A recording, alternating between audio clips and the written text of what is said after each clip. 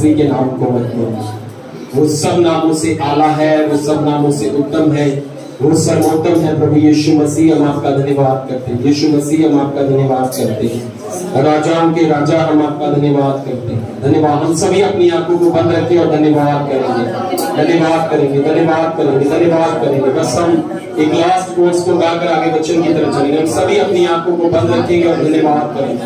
हम धन्यवाद करेंगे, हम धन्यवाद करेंगे, हम धन्यवाद करेंगे। सभी अपनी आंखों को बंद रखें और हम धन्यवाद करेंगे, हम धन्यवाद करेंगे, हम धन्यवाद करेंगे, हम धन्यवाद करेंगे, हम धन्यवाद करेंगे, धन्यवाद करें। अपने मुंह को खोलकर धन्यवाद करें। आपकी आवाज आए, धन्यवाद करें, धन्यवाद करें, धन्यवाद करें, धन्यवाद करें, धन्यवाद करें, धन्यवाद करें, धन्यवाद करें, धन्यवाद करें, धन्यवाद करें। अपने मुंह को खोलकर धन्यवाद करें, धन्यवाद करें, धन्यवाद करें, धन्यवाद, धन्यवाद, धन्यवाद, धन्यवाद, धन्यवाद।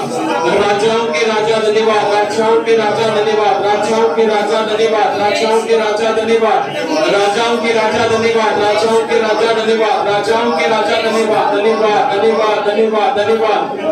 Thank you Jesus, thank you Jesus, thank you Jesus, thank you Jesus।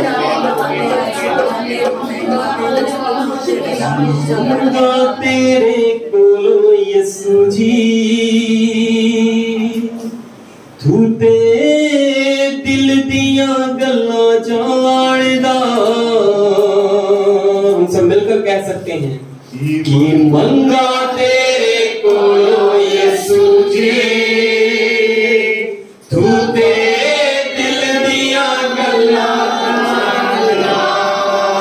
मंगा तेरे कोलो यीशु जी, तू ते दिल दिया गल्ला जानदा।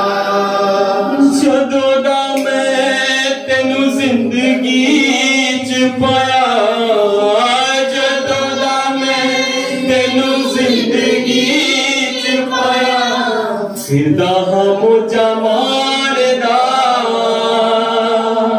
कि मंगा तेरे कोलो यीशु जी, तू ते दिल दिया गल्ला जानदा। कि मंगा तेरे कोलो यीशु जी, तू ते दिल दिया गल्ला जानदा। कि मंगा तेरे कोलो यीशु जी, तू ते दिल दिया गल्ला जानदा। जदों तेनू मैं जिंदगी च पाया, जदों तेनू मैं जिंदगी च पाया, फिरदा हो जमानदा कि मंगा तेरे कोलो यीशु जी, तू ते दिल दिया गल्ला जानदा। कि मंगा तेरे कोलो यीशु जी, तू ते दिल दिया गल्ला जानदा। हर एक दी जंग आप लड़दा, दुखी ते बीमारा दा हक यीशु बड़दा। हर एक दी जंग आप लड़दा, दुखी ते बीमारा दा हक यीशु बड़दा। हर एक दी जंग आप लड़दा, दुखी ते बीमारा दा हक यीशु बड़दा। हर एक दी जंग आप लड़दा, दुखी ते बीमारा दा हक यीशु बड़दा। सानू भी करे है आपो अपनी, सानू भी करे है आपो अपनी, तू भी करे है जहान दा। कि मंगा तेरे कोलो यीशु जी, तू ते दिल दिया गल्ला जानदा। कि मंगा तेरे कोलो यीशु जी, तू ते दिल दिया गल्ला जानदा। कि मंगा तेरे कोलो यीशु जी, दिल दिया गल्ला जानदा। मंगा तेरे कोलो यीशु जी, तू ते दिल दिया गल्ला जानदा। हम कह सकते हैं मिलकर कि मंगा तेरे कोलो यीशु जी।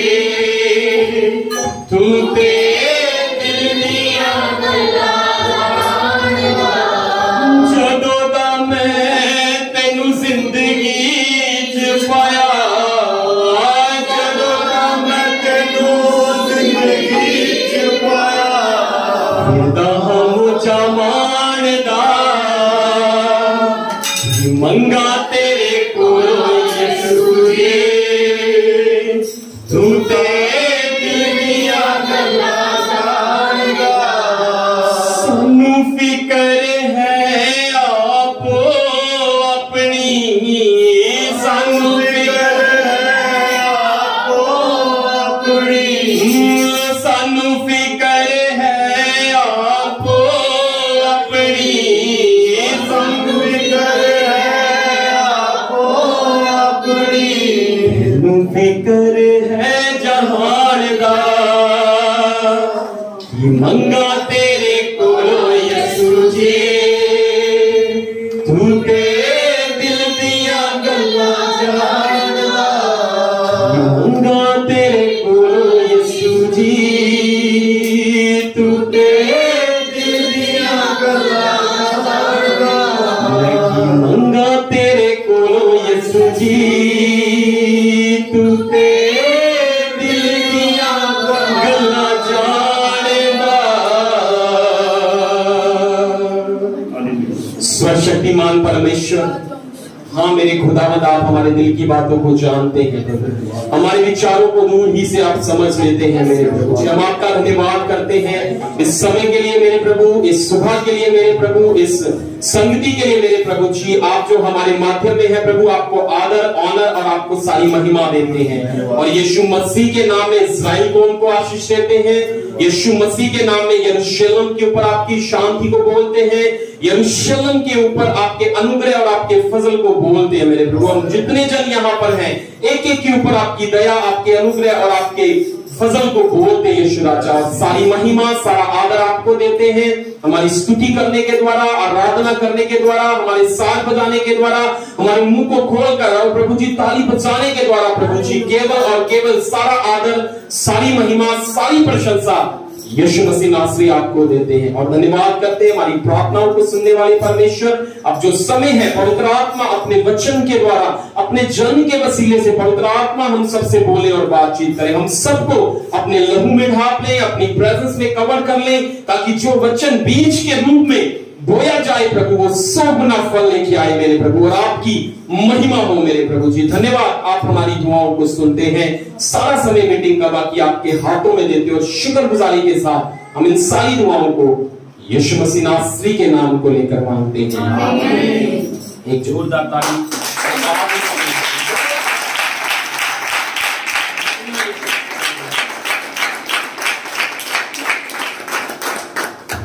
धन्यवाद आगे का समय परमेश्वर के जन के हाथों में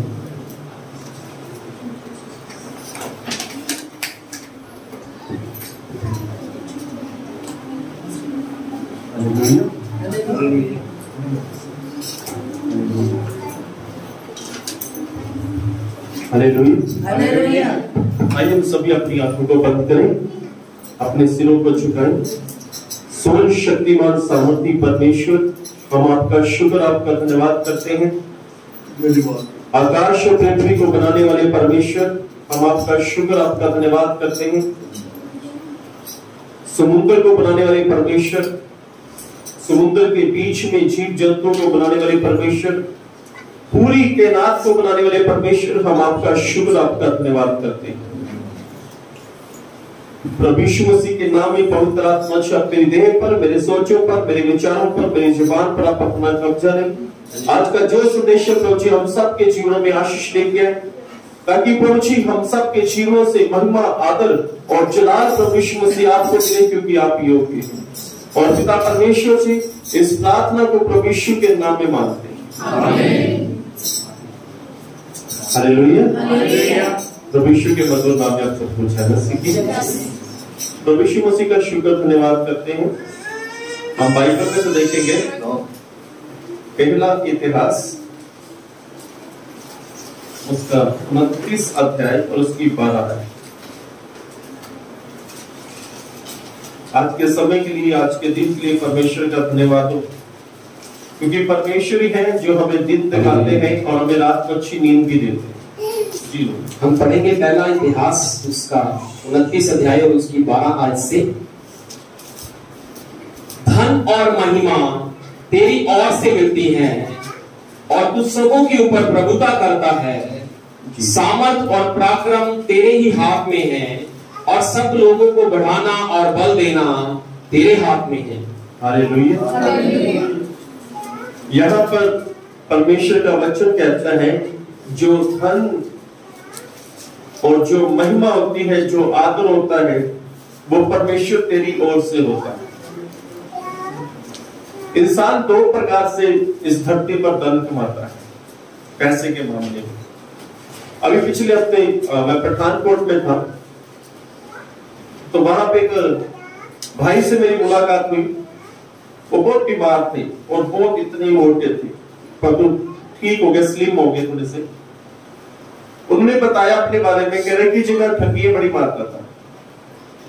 कह रहा कि मैंने किसी से ठगी मारी पैसे की कि मेरे पास पैसा आ जाएगा। कह रहा परंतु उन्होंने कंप्लेंट कर दी और मैं पकड़ा गया और मुझे जेल में जाना पड़ा। कह रहा उसके बाद मैं बहुत बीमार हो गया और डॉक्टर ने जवाब दे दिया कि तू बचेगा नहीं। कह रहे कि फिर मैं पास साहब से कांटेक्ट किया, वहां पे पठानकोट में प्रभु के दास है, उनके पास गया, प्रार्थना करवाई और कह रहे कि आप में बिल्कुल ठीक। तो यानी उसके अंदर था कि 2 नंबर से बोलते कि 2 नंबर से पैसा कमाना। पर बाइबल बताती है धन और महिमा यानी आदर परमेश्वर की ओर से हमें मिलता है। बाइबल बताती है पहला राजा 10 अध्याय के अंदर, वहां पर ऐसा लिखा 10 अध्याय के अंदर, उस समय में इस्राएल देश के ऊपर जो राजा था, उस राजा का नाम था राजा सुलेमान।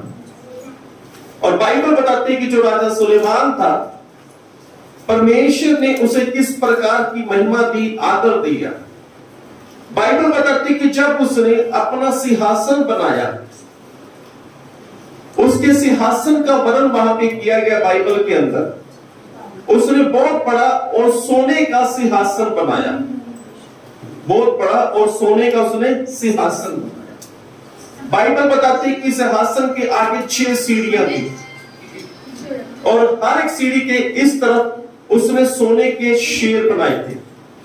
6 शेर इस तरफ, 6 शेर इस तरफ। और बाइबल बताती है उसका जो सिंहासन था, उस समय में जितने राजा थे, उस समय में जितने राजा अपने अपने देश के थे, उन सबसे बढ़कर इसका जो राजा सुलेमान का सिंहासन था, सबसे बढ़कर सबसे बढ़िया था। हालेलुया। सबसे बढ़कर सबसे बढ़िया सिंहासन था। तो बाइबल बताती है कि परमेश्वर ने पहला राजा 10 अध्याय उसकी जब हम 12 और 13 को पढ़ते हैं, वहां पे ऐसा लिखा कि परमेश्वर ने राजा सुलेमान को धन दिया यानी पैसा दिया और उसे अपनी समझ, अपनी बुद्धि परमेश्वर ने उसे दी, जिसका अर्थ है कि परमेश्वर ने उसे आदर दिया। और बाइबल बताती है उस समय उसके समान कोई भी बुद्धिमान नहीं था और कोई भी धनवान नहीं था। यानी परमेश्वर ने राजा सुलेमान को धन और महिमा दी और आदर दिया। और आज के समय में हम खुद कोशिश करते हैं आदर पाने के लिए। हम अपने स्वार्थ के लिए किसी की हेल्प करते हैं, किसी की सहायता करते हैं कि ये बंदा मेरा आदर करे। और बाइबल बताती है धन और महिमा परमेश्वर की ओर से हमें प्राप्त होता है। बाइबल बताती है राजा सुलेमान के बारे में कि परमेश्वर ने कैसे इसे समझ दी, कैसे इसे आदर दिया, महिमा दी और कैसे इसे धन दिया।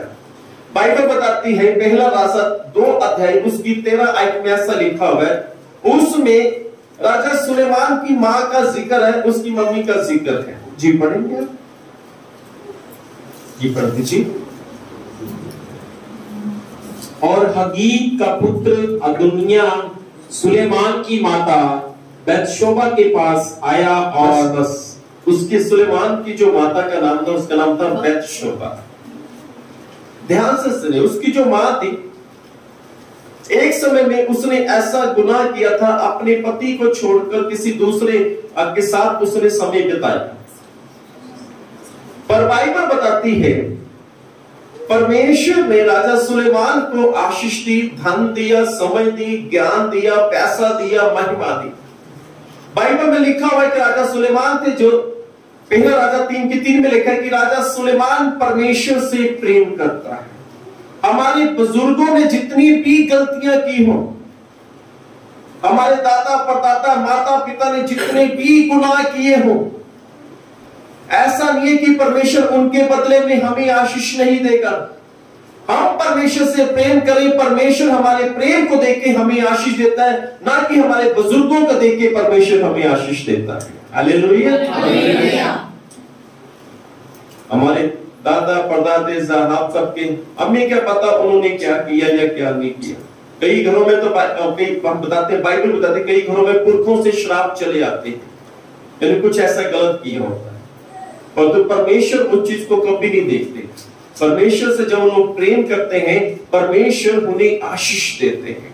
बाइबल में लिखा हुआ है, पहला राजा 3 उसकी 13 के अंदर, परमेश्वर ने राजा सुलेमान से कहा, जो तूने नहीं मांगा वो भी मैं तुझे देता हूं, अर्थात धन और महिमा।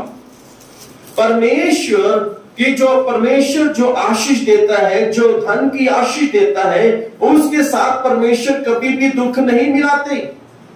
बाइबल में लिखा हुआ है नीति वचन की पुस्तक 10:22 में, परमेश्वर की आशीष से, यहोवा की आशीष से धन मिलता है और वह उसके साथ दुख नहीं मिलाता। परमेश्वर कभी भी, जो आशीष परमेश्वर की ओर से होती है, जो धन परमेश्वर की ओर से हमें प्राप्त होता है, जिस पैसे की बढ़ोतरी होती है जो परमेश्वर की ओर से होता है, उसमें कभी दुख नहीं होता। संसार के अंदर बहुत सा पैसा कमाते हैं, या तो हॉस्पिटल में जाता है, या तो कोर्ट कचहरी में जाता है, या तो पैसे का पता नहीं चलता कि पैसा कहां पे गया, क्योंकि उस पैसे के बीच में कोई आशीष नहीं है, कोई बरकत नहीं है। क्योंकि जो पैसा कमाया वो पैसा कहां के डॉक्टरों के पास चला गया, जो पैसा कमाया वो पैसा कहां चला गया, वो कोर्ट कचहरी में चला गया, वकीलों के पास चला गया। जो पैसा कमाया उस पैसे का पता नहीं चला कि वो पैसा कहां था। Hallelujah, hallelujah.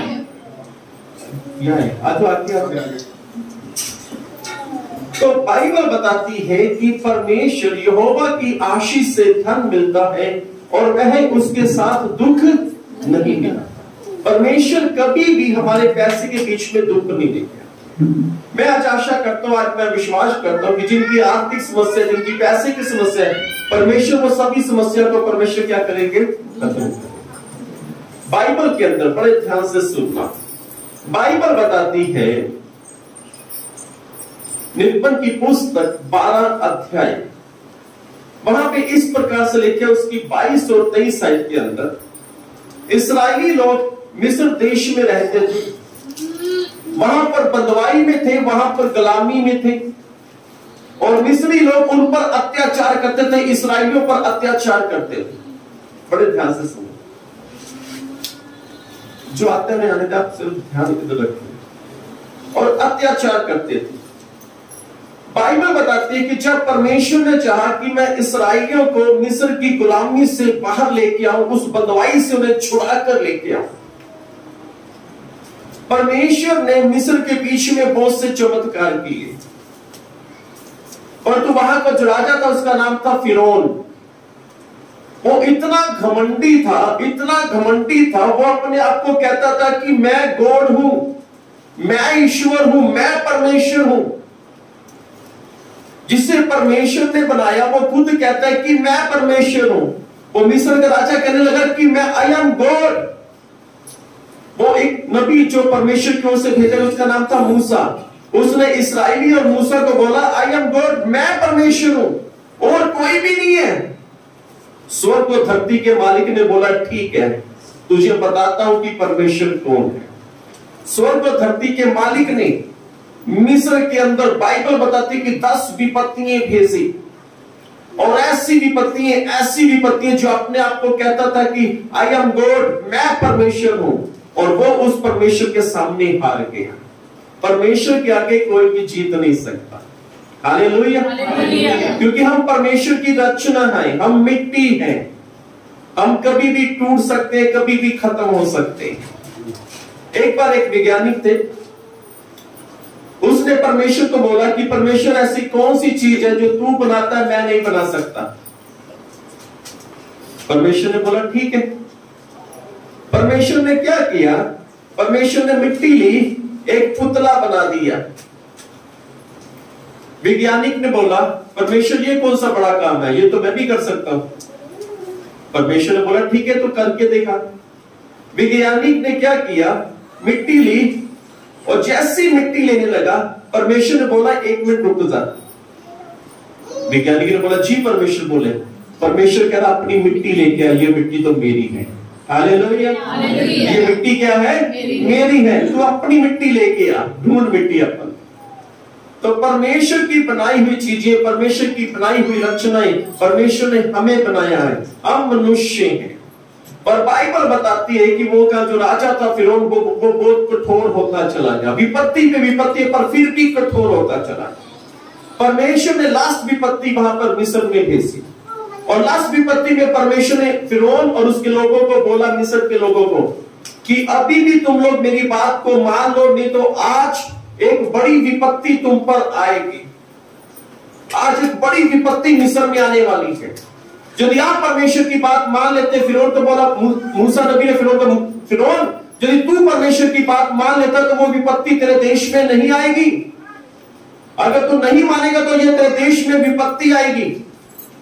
अब वो विपत्ति क्या थी? परमेश्वर ने बोला कि आधी रात के समय मैं मिस्र में चलूंगा। परमेश्वर ने बोला कि जिनके घरों पर, जिनके दीवारों पर, जिनके दरवाजे पर, जिनकी चौगाट पर लहू का निशान होगा, परमेश्वर कह रहा कि मेरा दूत उसे छोड़ता चला जाएगा उस घर को। और जिसके घर पर लहू का निशान नहीं होगा और मेरा दूत उस घर के अंदर जाएगा, वहां के जितने भी बड़े पेलोठे होंगे वो सब मार देगा। और इसे बोलते हैं मौत का फरिश्ता, जिसे हम अपनी सरल भाषा में बोल देते हैं कि यमराज जी आए हैं। कौन आए हैं? यमराज। और मौत का फरिश्ता आधी रात को वहां पर मिस्र में गया। और तो मिस्र का राजा जो फिरौन और उसके लोगों ने परमेश्वर की बात पर विश्वास नहीं किया, अपने मन को कठोर रखा। वो इस्राएलियों को जाने नहीं दे रहा था, क्योंकि अपने आप को बोलता था कि मैं गॉड हूं, मैं परमेश्वर हूं। पर परमेश्वर अपना जलाल, अपनी महिमा मिस्र में दिखा रहे थे। बाइबल बताती है कि उस फिरौन का मन कठोर कठोर और कठोर होता गया। और बाइबल बताती है कि आधी रात के लगभग मौत का फरिश्ता मिस्र देश में अंदर आ गया। और मौत का फरिश्ता मिस्र की गलियों में जाने लगा।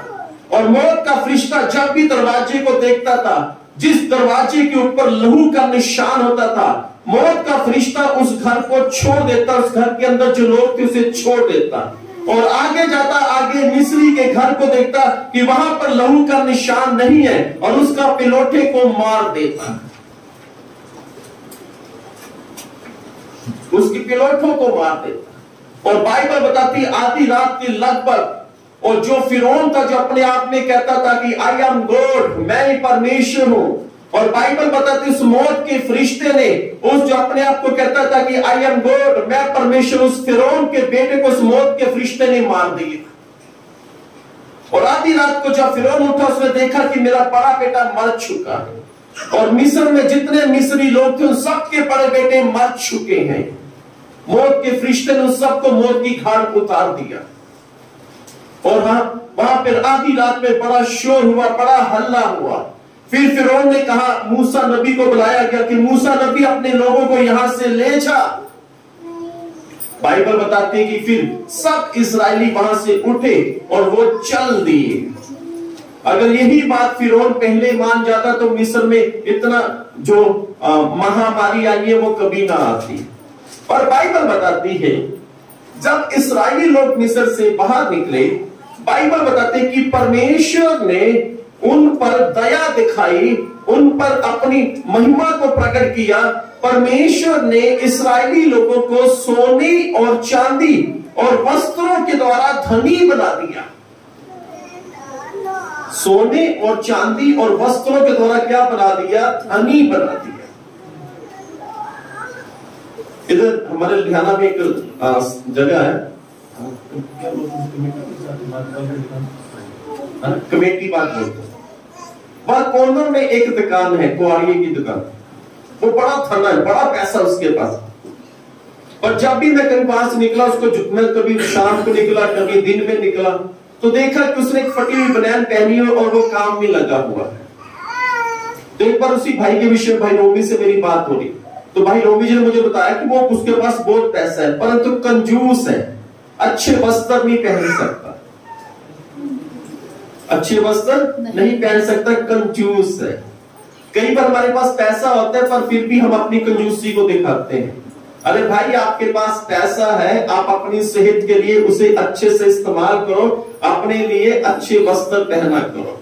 परमेश्वर ने इस्राएलियों को जब मिस्र से बाहर निकाला, बाइबल बताती है कि वस्त्रों के द्वारा, सोने और चांदी के द्वारा परमेश्वर उन्हें इस्राएलियों को मिस्र से बाहर ले गया और परमेश्वर ने उन पर दया दिखाई और इस्राएली लोग धनी हो गए। Hallelujah, hallelujah. इस्राएली लोग धनी हो गए। बाइबल में लिखा हुआ है, भजन संहिता की पुस्तक 105 अध्याय उसकी 37 आयत के अंदर, कि परमेश्वर के जो वो इस्राएली लोग थे, परमेश्वर के लोग थे, कोई भी गरीब नहीं था, कोई भी गरीब नहीं था। कुछ लोग जानबूझकर गरीब बनते हैं, कुछ लोग सच में गरीब होते हैं। कुछ लोग ऐसे ही उनके पास पैसा फिर भी वो रोते रहते हैं, नहीं हमारे पास कुछ नहीं है, हमारे हालात बड़े माड़े हैं, हम गरीब हैं। और कुछ लोग ऐसे होते हैं कि जो सच में गरीब होते हैं। बाइबल में लिखा है गरीबी कि गरीबी एक भयंकर श्राप है। परमेश्वर नहीं चाहते कि कोई गरीबी में रहे। परमेश्वर नहीं चाहते कि हम गरीबी में रहें। बाइबल में लिखा हुआ है, दूसरा कुरिन्थियों 8:9, प्रभु यीशु मसीह जो दया के धनी थे, जो स्वर्ग में धनी थे, और बाइबल बताती कि प्रभु यीशु मसीह हमारे लिए कंगाल बन गए ताकि उसके कंगाल हो जाने से हम लोग क्या हो जाए? धनी हो जाए। आत्मिक रीति से और स्वाभाविक रीति से हम लोग धनी हो जाए। बाइबल बताती है कि जब इस्राएलियों को बाहर लाया गया और जब वो मिस्र की गुलामी से बाहर आए, बाइबल बताती है कि 40 साल वो जंगल में भटकते रहे। 40 साल में परमेश्वर उनके साथ थे। बाइबल बताती है कि परमेश्वर ने इस्राएलियों का ऐसा पालन पोषण किया। देखिए बहन सुनिए, परमेश्वर ने इस्राएलियों का ऐसा पालन पोषण किया। जब वो जंगल में इस्राएली लोग थे, बाइबल उनकी गिनती बताती है, पुरुषों की गिनती 6 लाख से अधिक लोग, और बाइबल बताती है कि एक और बड़ी भीड़ उनके साथ थी। यही परमेश्वर 40 साल उनके साथ रहे। परमेश्वर ने उनका पालन पोषण किया, और आज भी तो परमेश्वर ही मनुष्य का पालन पोषण करते हैं। बाइबल में लिखा है कि आकाश के पंछियों को देखो, वो कोई भी काम नहीं करते, ना ही गेहूं को, अनाज को इकट्ठा करते हैं, फिर भी तुम्हारा स्वर्गीय पिता उन्हें खिलाता है। तुम्हारा स्वर्ग का परमेश्वर उन्हें रोटी देता है। तो बाइबल बताती है कि उन आकाश से पंछियों से बढ़कर तुम लोग हो, तुम लोग बहुत कीमती हो। हम लोग परमेश्वर की नजरों में बहुत कीमती हैं। जो आकाश के पंछियों को भोजन देता है, और वही परमेश्वर हमें अच्छा भोजन देता है। हालेलुया। परमेश्वर अच्छा भोजन देने, और बाइबल में लिखा है कि 40 सालों में परमेश्वर उनके साथ थे, और किसी को किसी प्रकार की कोई भी खट्टी नहीं थी। किसी को किसी प्रकार की कोई भी खट्टी नहीं थी, कोई भी खट्टी नहीं थी। और बाइबल बताती है वो 40 साल वो यात्रा की, 40 साल की यात्रा थी। बाइबल बताती है उनके पैर नहीं सूजे, सूजन नहीं आई उनके पैर में। और कुछ लोग थोड़ी दूरी पर चलकर उनके पैर सूज जाते हैं, और बाइबल में लिखा है कि किसी के पैरों में कोई भी सूजन नहीं थी। और बाइबल बताते हैं कि उनके जो तन के वस्त्र थे वो भी पुराने नहीं हुए, क्योंकि परमेश्वर उनके साथ था। और बाइबल में लिखा है किसी को किसी प्रकार की कोई भी खटी नहीं थी, यानी परमेश्वर सभी जरूरतों को पूरा करता है। मैं सोचता हूं कि हम लोग अमीर ना बने, और तो परमेश्वर हमें ऐसा बनाए कि हमें किसी वस्तु की घटी भी ना लगे। हालेलुया। हम लोग अमीर ना बने, और तो हमें परमेश्वर ऐसा बनाए कि हमें किसी चीज की कोई भी घटी ना लगे। इस्राएलियों को किसी प्रकार की कोई भी घटी नहीं थी। बाइबल में लिखा हुआ है भजन संहिता 84 अध्याय उसकी 11 आयत के अंदर वहां लिखा है कि परमेश्वर अनुग्रह करेगा और महिमा देगा। ध्यान से सुनिए, परमेश्वर अनुग्रह करेगा और महिमा देगा। परमेश्वर के जो खरी चाल चलते हैं, जो सीधी चाल चलते हैं, उनके लिए परमेश्वर कोई भी अच्छी वस्तु रख ना छोड़ेगा, परमेश्वर उन्हें देगा। जो खरी चाल चलते हैं, जो सीधी चाल चलते हैं, जिनके मन में कोई कपट, कोई छल नहीं है, परमेश्वर कहता है कि कोई भी अच्छी चीज परमेश्वर नहीं रख छोड़ेगा, परमेश्वर ने वो सब चीजों ने लुटाएगा। हालेलुया। अच्छी वस्तु परमेश्वर देने वाला है। बाइबल में लिखा हुआ है भजन संहिता की पुस्तक 34 अध्याय उसकी 9 को पढ़े तो रोमिश देखें यहां पे क्या लिखा है। पढ़ेंगे भजन संहिता 34 अध्याय उसकी 9 आयत। हे यहोवा के पवित्र लोगों, हे परमेश्वर के पवित्र लोगों, यहोवा के पवित्र लोगों, उसका भय मानो, उसका डर मानो, क्योंकि उसके डरवायों को किसी बात की घटी नहीं होती। बाइबल बताती है हे परमेश्वर के लोगों, परमेश्वर का डर मानो। आज इस संसार के अंदर लोगों के अंदर परमेश्वर का डर ही नहीं है, और सब अपने आप को बलवान समझते कि मैं उसे मार दूंगा। आज के जितने भी जवान है वो जिम जाना पसंद करते हैं, बड़े बड़े डोले बनाना पसंद करते हैं, अपने आप को अच्छा दिखाना पसंद करते हैं। बुरी बात नहीं, बहुत अच्छी बात है। और तो अपने आप को फिर ऐसा समझते कि उसको मैं मार दूंगा, मैं ज्यादा ताकतवर हूं, उसको मैं क्या करूंगा, मार सकता हूं, मैं ज्यादा ताकतवर हूं। परमेश्वर का डर नहीं है। गाली गलौज करते हैं, हमारे अंदर परमेश्वर का डर नहीं है। किसी को धोखा दे देते हैं, हमारे अंदर परमेश्वर का डर ही नहीं है। हमारा डर ही नहीं है कि यार परमेश्वर देख रहा है, परमेश्वर क्या बोलेगा, परमेश्वर देख रहा है। तो लोगों के अंदर परमेश्वर का डर खत्म हो गया, इसलिए लोगों की समस्या बढ़ गई, इसलिए लोगों की जरूरतें पूरी नहीं होती, भरोसा भी नहीं परमेश्वर पर। हर बंदा अपनी बुद्धि से, अपनी समझ से वो पैसा कमाना चाहता है, चाहे वो धोखे से कमाना चाहता है, चाहे उसकी हत्या करके कमाना चाहता है। अभी कल ही फेसबुक में एक न्यूज देख रहा था, 6-7 महीने का बच्चा था और किसी ने बच्चे को चुरा लिया, पर पुलिस वालों ने पकड़ लिया, 9 लोगों को पकड़ा। और उन लोगों से जब पूछा गया कि तूने, कह रहे जी हमने इस बच्चे को 4.5 लाख रुपए में बेचा था, कि ये आगे हमने देना था, हमें वहां से 4.5 लाख रुपए मिला। कहते 9 लोगों का ग्रुप था, ये लुधियाना की बात है। तो जिन लोगों ने किसी का बच्चा चुराया, 9 लोगों ने मिलकर 4.5 लाख रुपए के, उनके अंदर परमेश्वर का डर कहां है? जो 9 लोग थे, क्या उनके बच्चे नहीं होंगे? क्या वो भी किसी के बच्चे नहीं थे? और पैसे ने ऐसा बना दिया है कि वो कुछ भी करने के लिए तैयार है। लोग कहते हैं कि पैसा बुरा है, पर पैसा बुरा नहीं है। पैसे को देखकर इंसान बुरा बनने के लिए तैयार है, कुछ भी करने के लिए तैयार है, पैसे को देखकर। और न्यूज में ताकि पुलिस वाले, लुधियाना की पुलिस ने उन्हें पकड़ लिया और उनके माता पिता को, वो बच्चे को वापस लौटा दिया। 6 महीने का बच्चा, 9 लोगों ने एक बच्चे को किडनैप किया, अगवा कर लिया। लोगों के अंदर परमेश्वर का डर ही नहीं है। बाइबल बताती है कि जिनके अंदर परमेश्वर का डर है, उन्हें कभी भी किसी बात की कोई भी खटी नहीं होगी। परमेश्वर कभी भी कोई भी घटी नहीं होने। परमेश्वर पर भरोसा तो रख के देखें, प्रभु पर भरोसा तो रख के देखें, वो स्वर्ग और धरती के मालिक पर भरोसा तो रख के देखें। हम लोग तो शहर में रहते हैं और ऐसे लोग भी हैं जो ऐसे स्थानों में रहते हैं जहां पर कोई भी सुविधा ही नहीं है, पर फिर भी वो तीनों टाइम का खाना खाता है, क्योंकि स्वर्ग का परमेश्वर उन्हें देखता है, स्वर्ग का परमेश्वर उन्हें खाना खिलाता है। हालेलुया। समुद्र के बीच में कितने जीव जंतु हैं और कितने जानवर जंगलों के बीच में रहते हैं, और आकाश में कितने प्रकार के पंछी उड़ते हैं। परमेश्वर सबको खाना खिलाता है, और बाइबल बताते हैं कि तुम उनसे बहुत ही मूल्यवान हो, बहुत ही कीमती हो, क्योंकि परमेश्वर ने हमें अपने हाथों से बनाया है, हमें अपने हाथों से रचा है। जब परमेश्वर ने आकाश के पंछियों को बनाया था, परमेश्वर ने बोला और वो बन गए। जब परमेश्वर ने समुद्र को बनाया, परमेश्वर ने बोला और बन गए। जब समुद्र के बीच में जीव जंतु को परमेश्वर ने बनाया, बोला और बन गए। पर इंसान को परमेश्वर ने अपने हाथों से बनाया है। हालेलुया।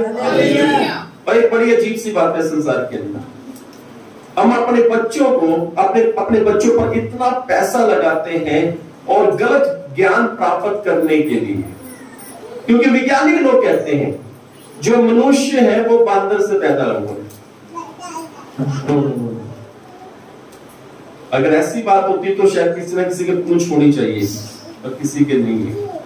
परमेश्वर ने, बाइबल में लिखा है, परमेश्वर ने हमें अपने स्वरूप में रचा है। ये वो वैज्ञानिक लोग हैं जो झूठा ज्ञान फैलाते हैं सिर्फ पैसे के चक्कर में, कि हम अच्छा पैसा कमा लें। जैसा ज्ञान हम फैला दें बस वो लोग मान लें, क्योंकि इंसान बहुत भोला है, बात जल्दी जल्दी बात पर विश्वास कर लेते हैं। हालेलुया।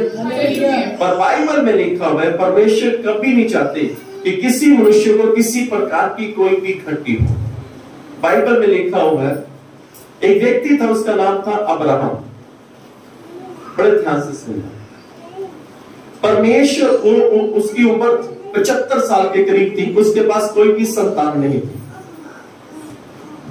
पहली मुलाकात परमेश्वर की, परमेश्वर से आवाज देता है, हे अब्राहम। अब्राहम उस आवाज को सुनता, देखता कि आवाज कहां से आ रही, देखता कि स्वर्ग से आवाज आ रही है। वो झुक गया और स्वर्ग के परमेश्वर के आगे झुक गया। वो स्वर्ग के परमेश्वर ने बोला, मैं तुझे आशीष दूंगा। बाइबल बताती है कि जो अब्राहम था, जिसने परमेश्वर की बातों को सुना, वो परमेश्वर ने जैसा कहा उसने वैसा करना शुरू कर दिया। और बाइबल में लिखा हुआ है, उत्पत्ति 13 अध्याय उसकी 2 आयत के अंदर, परमेश्वर ने उसे धनी बना दिया, सोने और चांदी और रुपये, और उसका काम था भेड़ बकरियों को चलाना, उसमें भी परमेश्वर ने उसे आशीष दी। वो धनी बन गया, क्योंकि उसने परमेश्वर पर विश्वास किया, परमेश्वर के वचन के मुताबिक चला, और परमेश्वर की इच्छा को उसने क्या किया, पूरा किया। हालेलुया। बाइबल में लिखा हुआ है, उत्पत्ति की पुस्तक 24 अध्याय उसकी 35 आयत के अंदर, हम इस आयत को देखेंगे।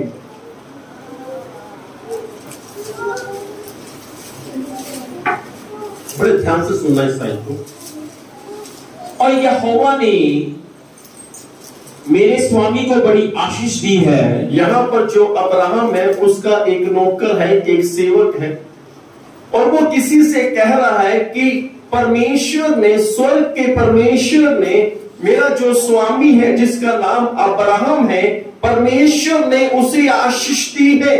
जी, सो वह महान पुरुष हो गया है, और वो महान पुरुष हो गया है। महान का मतलब है कि परमेश्वर ने उसे महिमा दी है, परमेश्वर ने उसे आदर दिया है, परमेश्वर ने उसे प्रशंसा दी है। वो महान पुरुष हो गया है। जी, और उसने उसको भेड़ बकरी, गाय बैल, सोना रूपा, दास दासियां, ऊंट और गधे भी दिए हैं। हालेलुया। परमेश्वर उसे इतना धनी बनाया, सोने चांदी और भेड़ बकरियां, गाय बैल, ऊंट गधे, सभी बातों में परमेश्वर ने उसे फलवंत किया, उसे आशीष दी। ये वो व्यक्ति था जिसने परमेश्वर पर भरोसा किया, और परमेश्वर ने इसे महिमा दी, परमेश्वर ने इसे सोना चांदी धन दिया, और परमेश्वर ने इसे फलवंत किया, और परमेश्वर ने इसे आशीष दी। क्योंकि बाइबल में लिखा है, धन और महिमा परमेश्वर की ओर से हमें प्राप्त होता है, परमेश्वर की ओर से हमें मिलता है। तो परमेश्वर अपने प्रियजनों का, अपने लोगों जो उस पर भरोसा रखते हैं, परमेश्वर कभी नहीं उसे चाहते कि वो गरीबी में रहे, कभी नहीं चाहते कि उसकी आर्थिक समस्या बनी रहे। और हमारा परमेश्वर उन समस्याओं से स्वतंत्र करता है। कई ऐसी समस्या, कई ऐसी दुष्ट आत्मा होती है जो हमारे पैसे के ऊपर रोक लगा देती हैं और हमारे पैसे के ऊपर बरकत नहीं होती। और जब ऐसी बीमारियां घर के अंदर आ जाती हैं, जो सारा पैसा बीमारी के ऊपर लग जाता है, परमेश्वर सभी बातों से हमें स्वतंत्र करते हैं और परमेश्वर हमें धन के प्रति हमें आशीष देते हैं। Hallelujah, hallelujah. मैं एक बात बता के समाप्त करूंगा। काफी समय पहले मैं मध्य प्रदेश में था, जबलपुर में, शहर जबलपुर में। वहां पर एक व्यक्ति से मेरी मुलाकात हुई। वो चर्च के अंदर आ रहे थे, तो मुझे वहां पे प्रचार के लिए बुलाया गया। उस व्यक्ति ने अपने जीवन के बारे में बताया कि पास्टर लक्ष्मण जी, जब मैं जबलपुर में आया था, मेरी एक जूती और कलर की थी, दूसरी जूती और कलर की थी। मेरे पास कुछ नहीं था। मैंने होटल में वेटर की नौकरी करनी शुरू की, वेटर का काम करता था, बर्तन साफ करता था। जब मुझे प्रभु यीशु के बारे में बताया गया तो मैंने चर्च में जाना शुरू किया और परमेश्वर ने मेरे हालातों को बदलना शुरू किया। और उन्होंने बताया कि इस पूरे इंडिया के अंदर जितना भी ये क्रिश्चियन कैलेंडर छपता है, ये मेरी अपनी प्रिंटिंग प्रेस है और यहाँ पे बनता है। और परमेश्वर ने मुझे बहुत आशीष दी। परमेश्वर जब आशीष देते हैं, वो कभी नहीं देखते कि ये कौन से धर्म का है। परमेश्वर बस ये देखते हैं कि ये मेरा बेटा है, ये मेरी बेटी है, ये मनुष्य है, इसे मैंने बनाया है, इसे मैंने रचा है। परमेश्वर हमें आशीष देते। हम मनुष्य लोग एक दूसरे पर ऊंच नीच की, जात पात की बातें करते हैं, परंतु परमेश्वर कभी नहीं करता।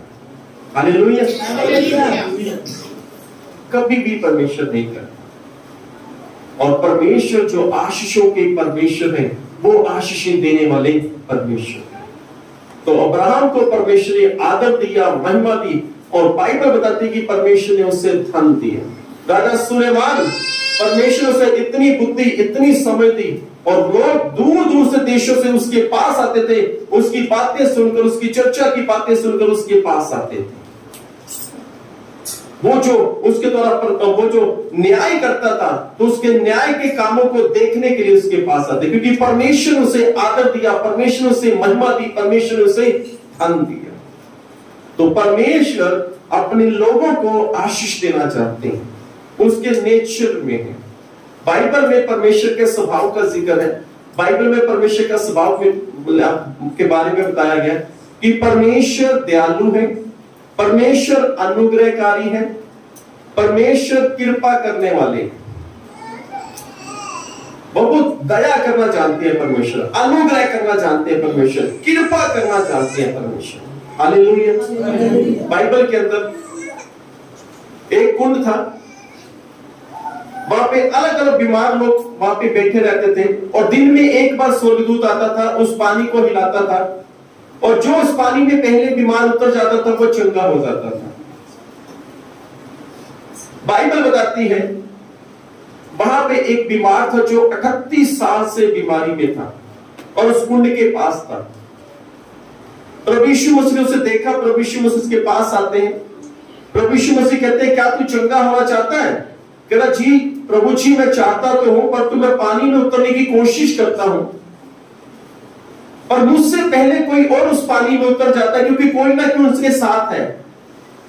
अगर कोई जवान है तो उसके माता पिता उसके साथ है, अगर कोई बूढ़ा है तो उसके बच्चे उसके साथ है। मेरे साथ तो कोई भी नहीं है, ना मेरी पत्नी, ना मेरे बच्चे, ना मेरे माता पिता, सबने मुझे छोड़ा हुआ है, और 38 साल से मैं बीमार हूं, और मैं पानी में उतरने की कोशिश करता हूं, पर मुझसे पहले कोई और बीमार उतर जाता है और वो चंगा हो जाता है।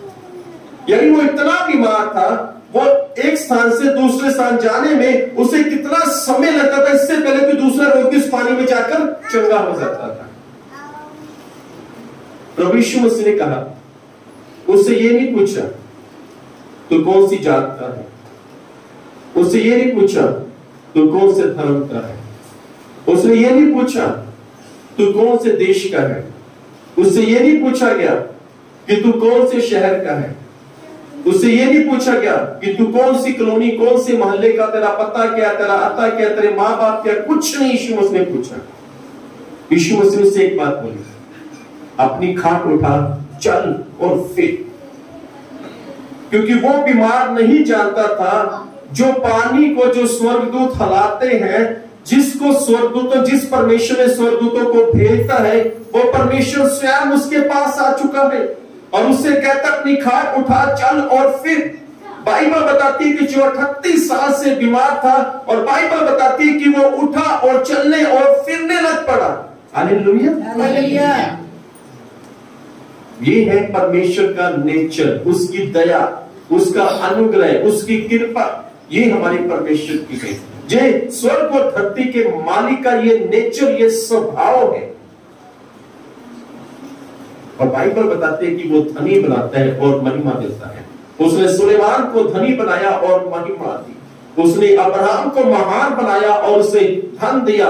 और बाइबल बताती है इस्राएलियों को परमेश्वर ने धनी बना दिया।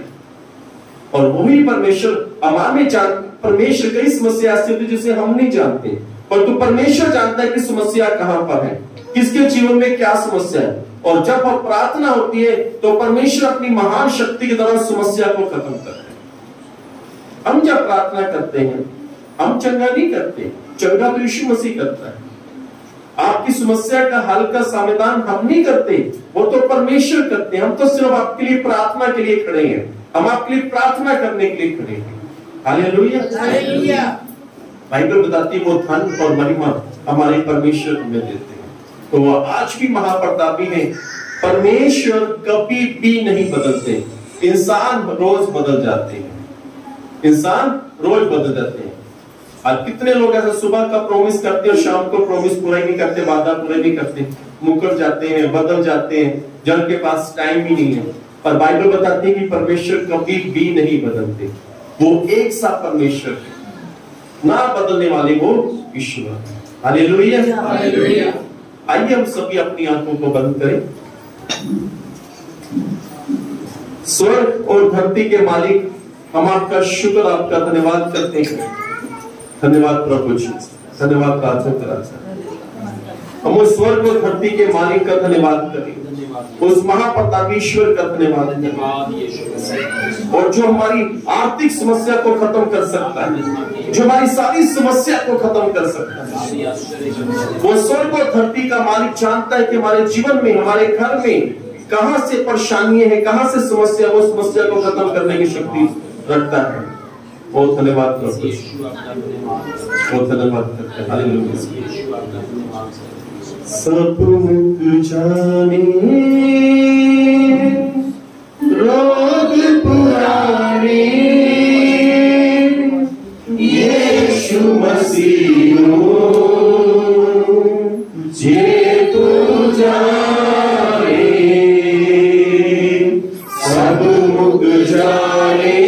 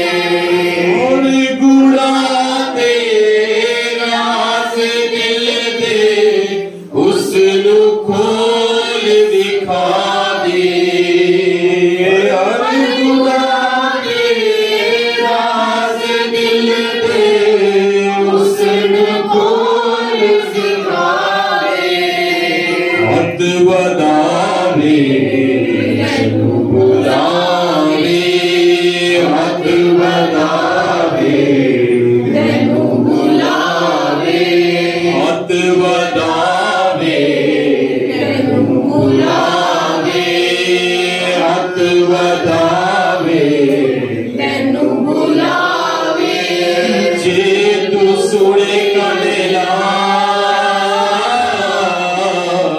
जे तू सुने कनेला, सब मुक्त जाने रोग पुराने, यीशु मसीह जे तू जाने, सब मुक्त जाने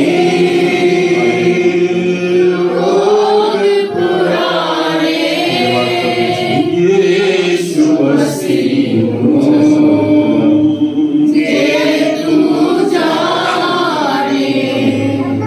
हम सभी अपनी जगह पर खड़े हो जाएंगे और सभी अपनी जगह पर खड़े हो जाएं, अपनी आंखों को बंद करें, अपने हाथ में हम आपके लिए प्रार्थना करेंगे आज कि परमेश्वर आपको धन की आशीष दे, और आपके बीच में यदि किसी के घर में कोई भी आर्थिक समस्या है तो प्रभु यीशु मसीह उस पैसे की समस्या, उस आर्थिक समस्या को खत्म करें। हालेलुया। सभी अपनी आंखों को बंद करें। महान और सर्वशक्तिमान ईश्वर, हम आपका शुक्र, आपका धन्यवाद करते हैं, आकाश और पृथ्वी के कर्ता परमेश्वर, पिता परमेश्वर जी, आप जो पूरी कायनात को बनाने वाले ईश्वर हैं, और पिता परमेश्वर जी प्रभु यीशु मसीह के नाम में प्रार्थना करते हैं, जितने बहन भाई यहाँ पर हैं और जो मुझसे छोटे मुझसे बड़े हैं प्रभु जी, सबके लिए प्रार्थना करते हैं प्रभु जी। और प्रभु यीशु मसीह जिनके घर में जो भी समस्या है, और यदि आर्थिक समस्या है तो प्रभु यीशु मसीह के नाम में सारी आर्थिक समस्या को प्रभु यीशु मसीह के नाम में हुक्म देते हैं, उनके घरों को छोड़ दे प्रभु यीशु मसीह के नाम में, उनके घरों को छोड़ दे।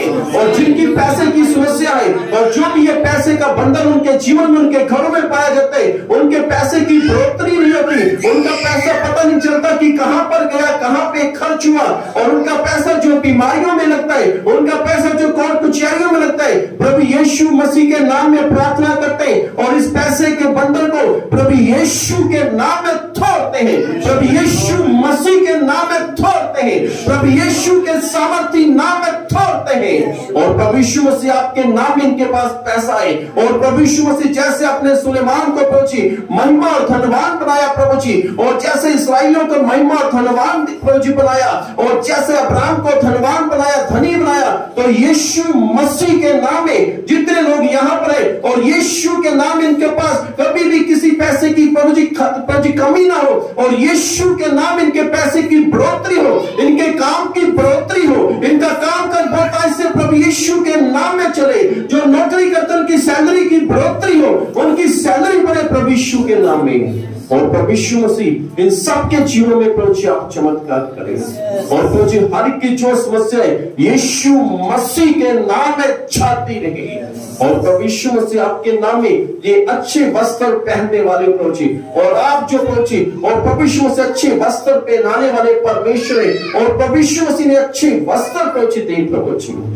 और प्रभु यीशु मसीह आपके नाम में यदि प्रभु जी किसी ने किसी के प्रभु जी गोल्ड को गिरवी रखा हुआ है, जहाँ प्रभु यीशु मसीह चुराया है, और प्रभु यीशु मसीह के नाम में जहाँ फिर धोखे से प्रभु जी ले लिया है, तो प्रभु यीशु मसीह के नाम में उनका गोल्ड प्रभु यीशु के नाम में वापस आ जाए।